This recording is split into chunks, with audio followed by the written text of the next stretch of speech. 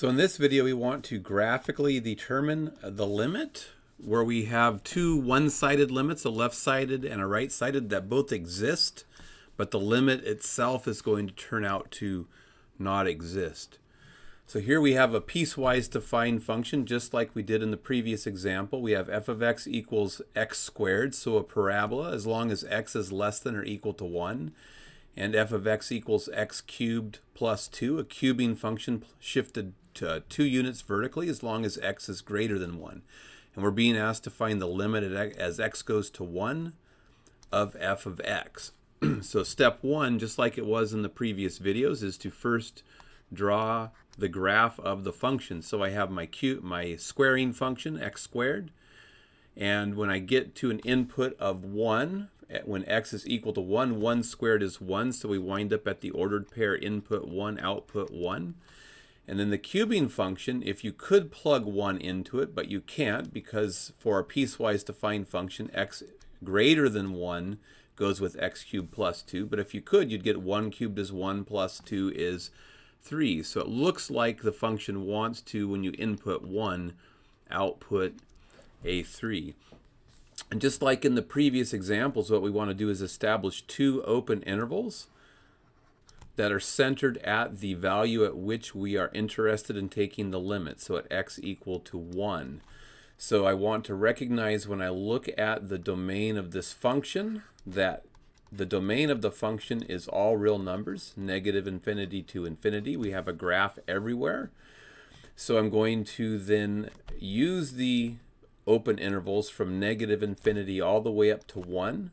I'll exclude the 1 and go union. Now look at the open interval from 1 to positive infinity.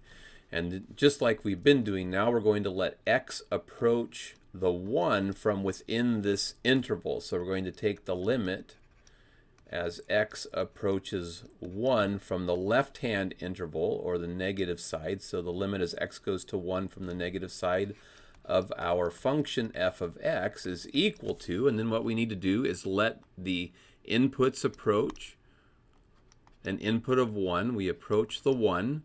As we do that, the graph is moving upwards towards the point 1, 1, and we see that the output values are approaching a 1. As x goes to 1, the outputs approach a positive 1. So the limit as x goes to 1 from the negative side of the function looks like it equals 1. And now we want to let x approach 1 from within this interval, so from the right-hand side. So we're going to let x approach an input of 1 from the right-hand side. So we're going to say take the limit as x goes to 1 from the right-hand or positive side of the function f of x equals. And as the inputs are moving towards 1 from within this interval, we're actually moving down the cubing function right here, x cubed plus 2, towards this ordered pair. It looks like 1, 3. So it looks like as we move down the graph, as we approach x from the right-hand side and move down the graph towards this point, it looks like the outputs are closing in on an output of 3. So it looks like this limit is 3.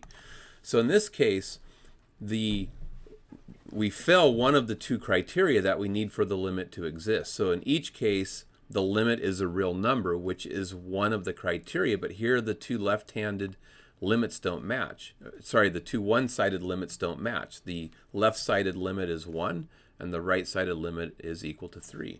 So now I draw my conclusion. Because the limit as x goes to 1 from the negative side of the function is not the same as the right-sided limit, the limit as x goes to 1 from the positive side of f of x, we conclude that the limit does not exist, which I could also indicate by just putting a does not exist, DNE. So in this case, the two one-sided limits both exist. They're both equal to real numbers, but because the real numbers aren't the same real numbers, the limit doesn't exist.